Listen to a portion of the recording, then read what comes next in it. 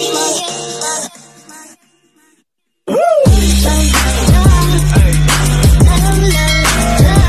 so magdadala po tayo ng dalawang bagong set ng groceries and rice para po sa labo.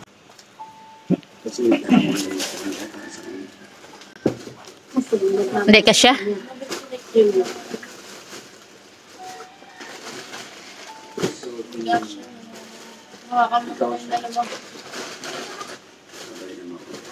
Dalawa lang kasya, Daddy.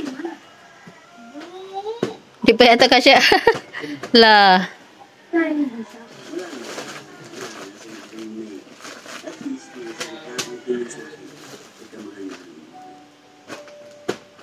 Di talaga.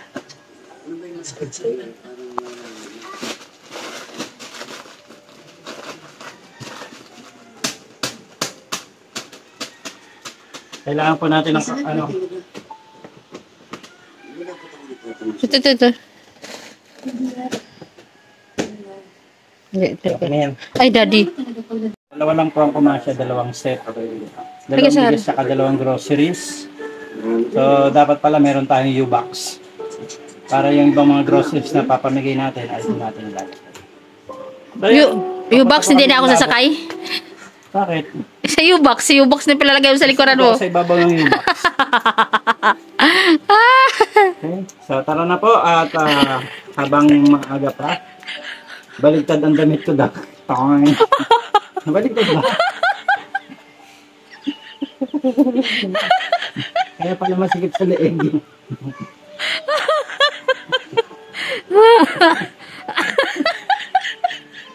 Sabi ko, bakit kaya siya sinasasakal? Kaya pala nasisigipan yung leeg ko.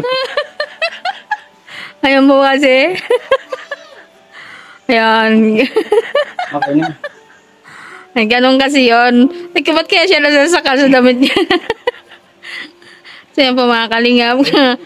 Aalis na po kami. So yan mga kalingap, nandito na po tayo sila Daryl. Yan. Dala-dala po tayo yung bigas at saka groceries na pinabibigay po ito ng dapat kasama po ito sa mga pamimigay po ng Love and Care nung nandito po sila. Kaso hindi na po kinaya yung oras at araw dahil very limited lang po yung araw na sila ay nandito. So yung mga hindi po naihatid ay tayo na po ang magdadala. Maraming salamat nga po pala kay sa Love and Care, ayan, kay Ma'am MJD, kay Ma'am Marites Sumblas. Ayan, Sir Jeremiah Mix Vlog, Nora Balbastro, Kitty Rain, May 6 TV Official, and Lilibet Lorendo. And also to our beloved sponsor, Sir Wingan ng USA. So ito po ay kasama sa mga vlog ng Love and Care. At dahil nga po hindi na nagawa, tayo na po ang gagawa para sa kanila. And sundan nyo po ang video nito sa channel po ni Ma'am Marites Sumblas Vlog. Ayan, maraming salamat po and God bless. Tayo po. Tingnan natin, mukhang mayroong pagbabago sa bahay nila Daryl. Tara.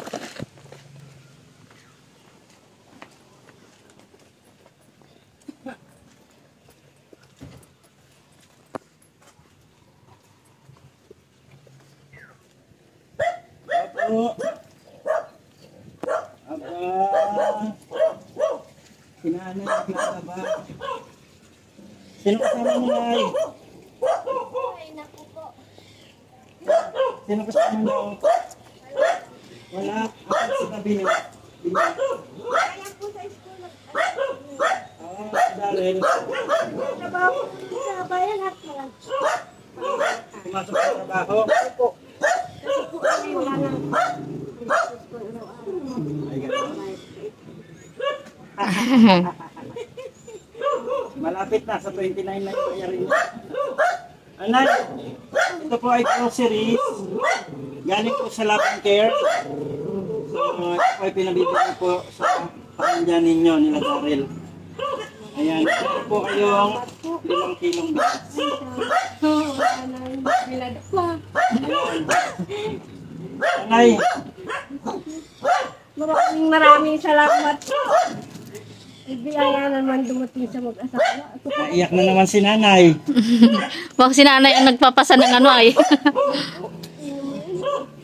Ang daming labanin ni nanay. Naawa ko.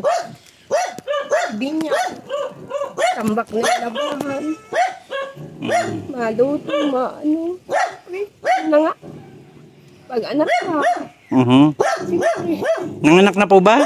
Pag anak pa nga po, di pa nga po namin maintindihan kasi nung magpa-ultrasound, suwi. Suhi ang bata. Wala po ngayon pagpa-ultrasound uli. Kahit pag ano magpa-ultrasound uli.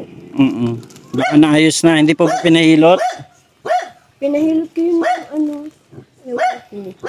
Ultrasound po ulit, papahilot. Sige po, baka nabibigatan kayo, ay dali nyo muna po sa loob. Pasok po kayo, ay, Apo. ano pa dito, kasi hindi pa tapos yung bunga nila.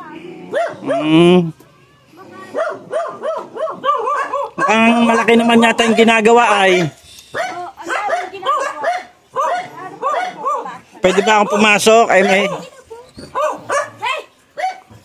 Medyo marami silang doggy dogs dito. Oy, may tao pala. Ay, ang bunso po namin yan. Ay. Sabi niya, Amboy! Bunsong kapatid ni Bina. Amboy! Ayan. Ay, ang ganda naman pala. Ganda, ano? Nilakihan pala nila yung kanilang ano. Di ba ka naman kasi? Galang ka naman. Nagkaroon ng extension doon sa gilid. Ano? Nilakihan na pala na eh. Malaki na Ano nilang mag-ama? Oh, maganda na. Maganda na. Pa yung Kinulang na ang Pawid. pawid. hinatip. Okay sa iyo. Bayad sa ano. Tapos yung sisinta, nagbili sisinta. Kaya sa pag may pera, Ah, ito 60. bibila na lang namin ulit. Utay-utay. Ayan. Talagang ka po. Malaki pala. Malaki po pala yung in-improve. Ay po, napakalaki po. Ayan, ang ganda na. Dati sa kabila. Dito nga tayo dumaan sa kabila at baka tayo maabot ng aso. Yung dalawang ato. Extension ng bahay ni Daryl, aba, lumaki na. Tapos, kinukuha-kuhaan nga namin ng kana. Maski bulin sila. Ayan, mas lumaki po yung kanyang kusina, umabot na hanggang dito sa gilid ng bahay. Dati kasi hanggang dun lang, sa may division na yan. Ngayon ay malaki na. Ayan may saging pa. Nasimentohan na yung CR. Yan, so nawalan lang ng dingding pa dahil dati po hanggang dito lang sa division na yan, pero ngayon lumaki na hanggang dito na po. So ayan.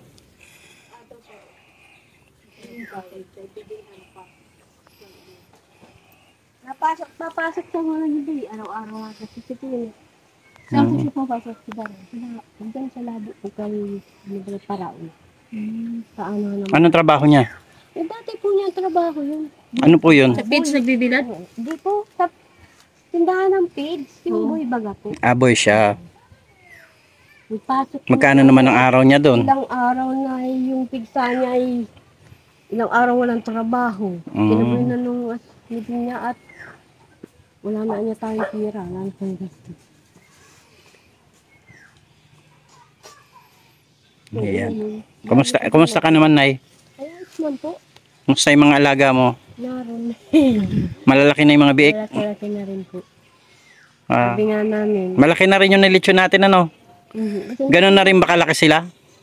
sabi ko nga po maggawa ng barabalat dito. Pag pabibili ko yung bibilang ko ng Big Kenneth.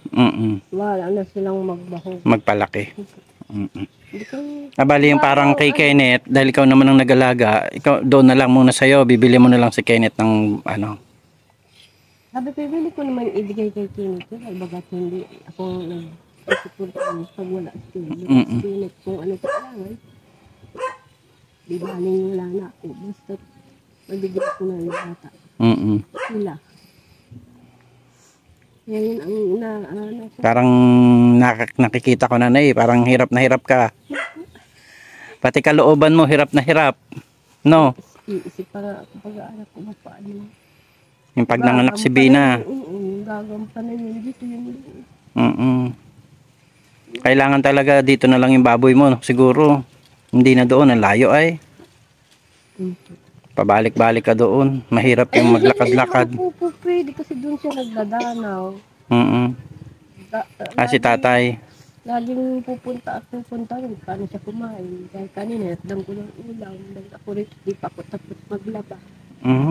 Ay, grabe naman pagod yan, nanay. Oo, ganun talaga yung buhay ko. Napakalayo pa naman. Alam niyo po, narating na namin yung bahay nila doon sa may Danaw. Ay, grabe po talagang kalayo. Ano po yung baboy kasi ninyo?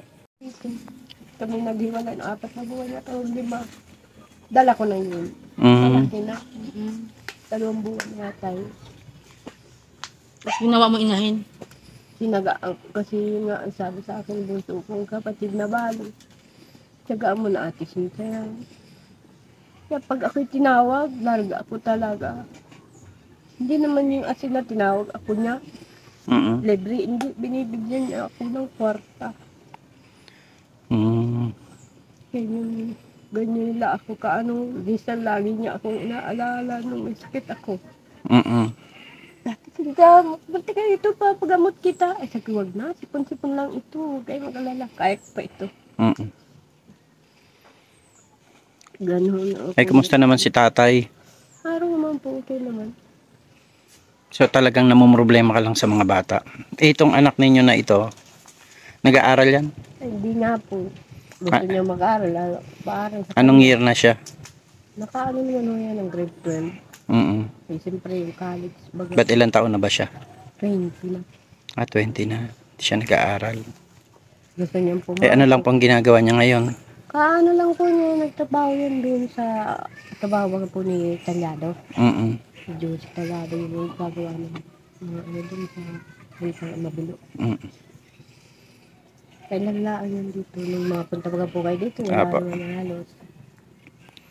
So ayan ay, pasalamat po tayo sa Love and Care, na patuloy pong pinagmamalasakitan kayo magmula doon sa una namin kayo nakilala at hanggang ngayon. Salamat.